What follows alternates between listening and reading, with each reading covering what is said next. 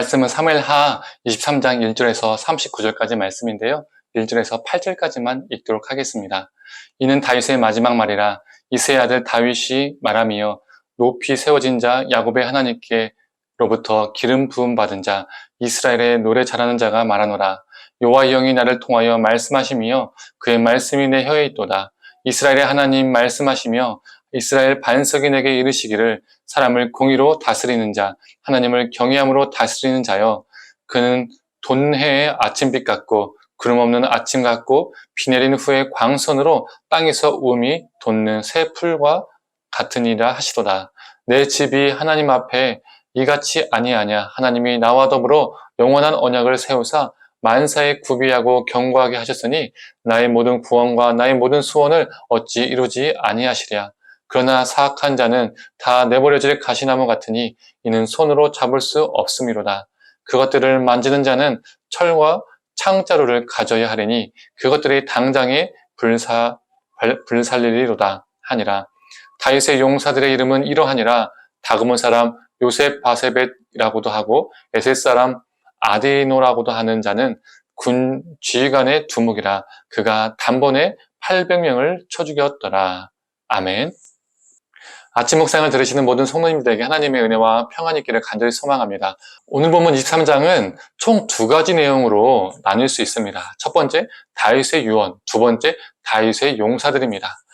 우리 성경을 보면 1절에서 7절까지 소제목이 무엇이라고 되어 있습니까? 다윗의 마지막 말이라고 되어 있습니다. 실제로 1절을 보면 이는 다윗의 마지막 말이라 라고 기록되어 있죠. 다윗의 마지막 말이기에 후대의 왕들 향한 유언의 성격이 강한 내용이라고 볼 수 있습니다. 1절에 7절까지는 하나님께서 다윗 자신에게 말씀하신 것을 다윗이 지금 고백하고 있습니다. 하나님은 다윗을 이렇게 평가하고 있죠. 3절과 4절의 말씀입니다.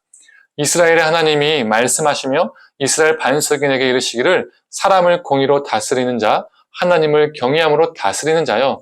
그는 돋는 해의 아침빛 같고 구름 없는 아침 같고 비 내린 후에 광선으로 땅에서 우음이 돋는 새풀 같으니라 하시도다.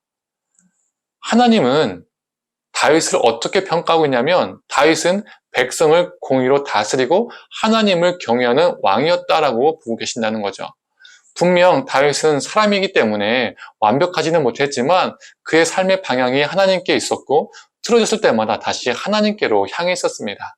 그리고 하나님 때문에 백성들을, 이스라엘을 공의로 다스렸습니다. 하나님을 두려워하는 마음으로, 경외하는 마음으로 백성들을 공의로 다스렸던 것이죠. 그리고 위에서 말한 것처럼 1절에서 7절은 다윗의 마지막 말입니다. 즉 유언입니다. 유언의 성격이 강한 말이라는 것이죠.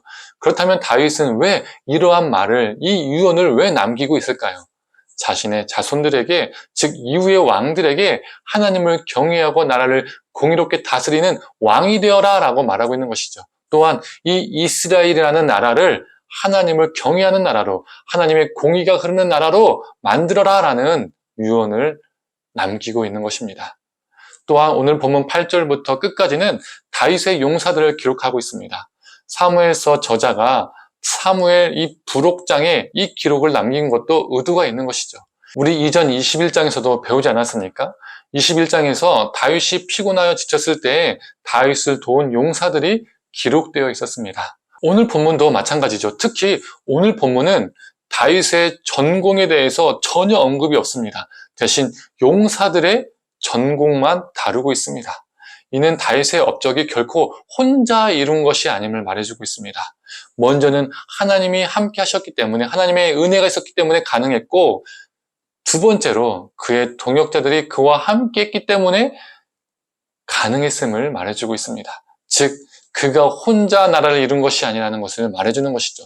그렇다면 오늘 본문, 이 다윗의 유언 그리고 용사들의 기록은 우리에게 무엇을 말해주는 것일까요? 잠시 앞 이야기를 또 짧게 언급하면 이스라엘이라는 이 나라가 하나님을 경외하는 나라가 되어야 함을, 공의가 넘치는 나라가 되어야 함을 말해주고 있고, 또 이 이스라엘의 나라는 혼자 이루는 것이 아니라 많은 사람들과 함께 이룬 것임을 말해주는 이 23장의 내용이 우리에게 무엇을 말해주는 것인가 라는 생각을 해볼 수 있다는 겁니다.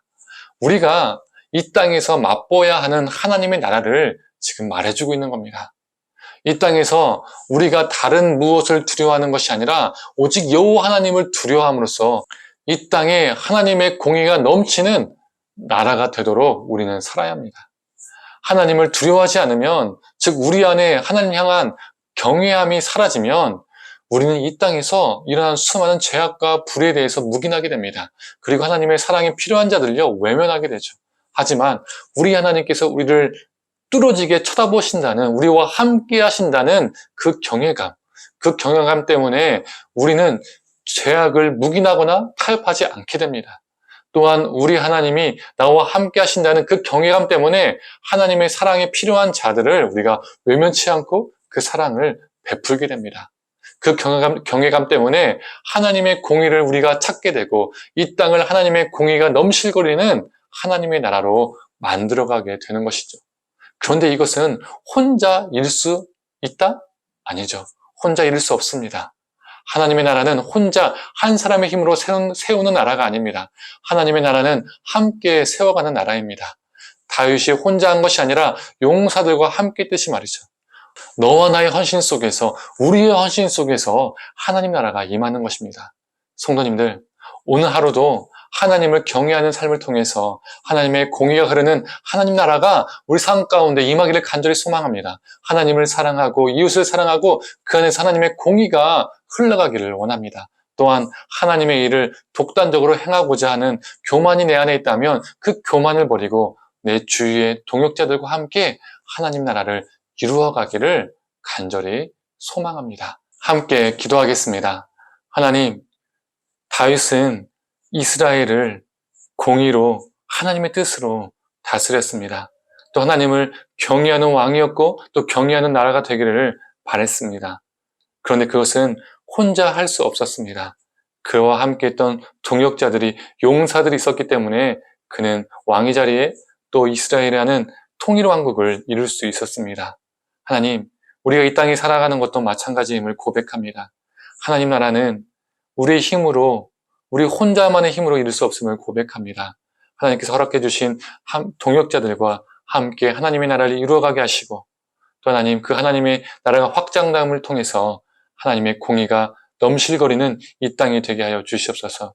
하나님의 사랑과 자비가 넘치는 하나님의 나라가 우리 삶을 통해서, 우리의 동역을 통해서 임하게 하여 주시옵소서. 감사드리며 사랑에 많으신 예수님의 이름으로 기도드립니다. 아멘.